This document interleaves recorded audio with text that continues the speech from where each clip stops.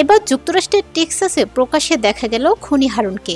সামাজিক যোগাযোগ মাধ্যমে তার একটি ছবি ভাইরাল হওয়ার পর থেকেই চলছে নানা আলোচনা সমালোচনার ঝড়। রাজনৈতিক অঙ্গন থেকে সাধারণ মানুষ সবার মধ্যে ক্ষোভ সৃষ্টি হয়েছে। প্রশ্ন উঠছে কিভাবে তিনি দেশ থেকে নিরাপদে চলে গেলেন।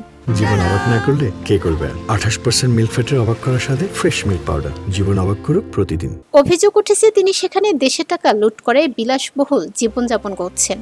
জাতীয় নাগরিক পার্টির যুগ্ম সদস্য সচিব এসএম সাইফ মুস্তাফিজ তার ফেসবুক পেজে খনি হারুনের ছবি শেয়ার করে কড়া সমালোচনা করেছেন।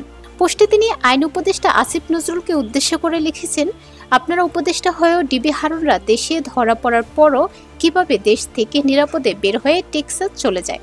আপনাদের উপদেষ্টা মণ্ডলীদের কাজ কি? ক্ষোভ প্রকাশ করে তিনি আরও লিখেছেন, আওয়ামী লীগের ব্যাপারে কি করলেন আপনারা? এক মহা ধুমধামিয়ে নির্বাচন করে ক্ষমতা হস্তান্তর আর আওয়ামী লীগের সন্ত্রাসীদের নিরাপত্তা দেওয়া, তাদের সম্পদ পাহারা দেওয়া ছাড়া আর কোন কাজটা আপনারা হতে দিচ্ছেন? 2024 সালের 5 আগস্ট আওয়ামী লীগ সরকারের পতনের পর স্বৈরাচারের দোসর হারুনুর রশিদ দেশ থেকে পালিয়ে যান। একটি সূত্র জানিয়েছে, প্রথমে তিনি নিউ ইয়র্কে বাংলাদেশি কমিউনিটির কয়েকজনের সহায়তায় গোপনে অবস্থান করছিলেন।